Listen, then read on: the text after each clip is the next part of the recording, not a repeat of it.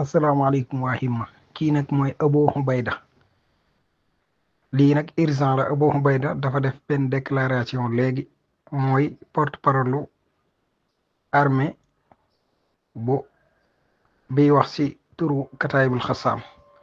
nee na armée bu Israël de taxaw na, maanaam armée bu Israël finalement daal dafa bombardé ay barab yoo xam ne prisonniers am yi dañ fa nekkoon. xam nga ñoom prisonniers yi ñu bari dañ leen a defe ne dañ leen a tëj si ay tinaan. non mi ngi ñu jàpp si biir bande de Gaza si bâtiment yooyu téye leen, dañ leen a tas nag, dañ leen a tas.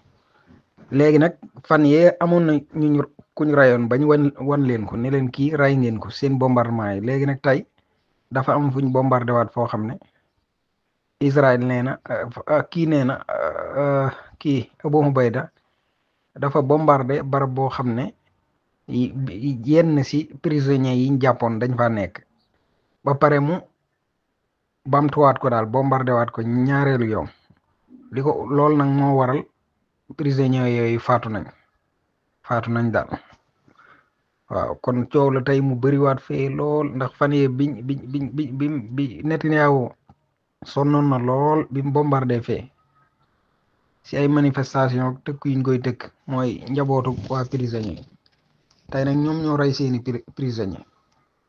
mu ne am nañ ay information yoo xam ne ay renseignement yuy feddali na noon bii di Israël mi ngi sukkandiku si bombardé ay barab yoo xam ne da koo ciblé, te foofu ay kii moo fa nekkoon ay prisonniers mu ray leen ak suñuy garde. xam naa mooy kooku ñu kii woon sala bokk, rayaale na ñi leen doon garde, rayaale na prisonniers yi.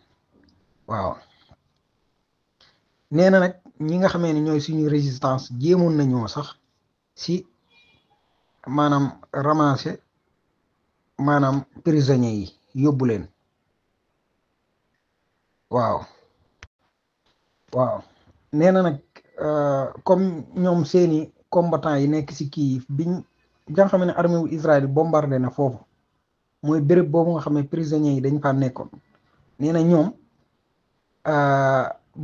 doon nañ jéem sax ñoom seeni combattant évacuer ñooñu, maanaam jëree leen prisonniers yooyu rawale leen, waaye war na joxoo finti saali ahadim ne kenn rek lañ si joto rawale. waaye nag fi mu mujj daal kiñ si rawale kenn xamu ko daal, kenn xamu ko.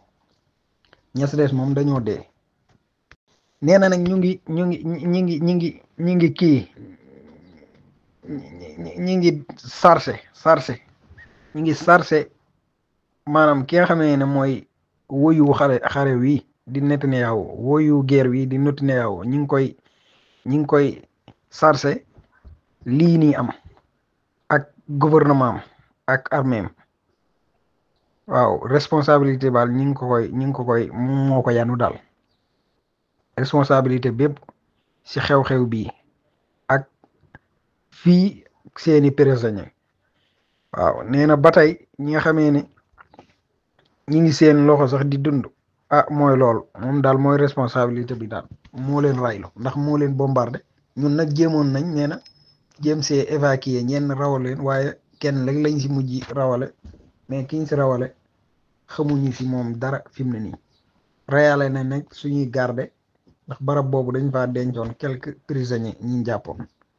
waaw ñoom danañ rey seen prisonniers yëpp, ndax seen prisonniers yi si bâtiment yi bombardé firi leen gaa yi tey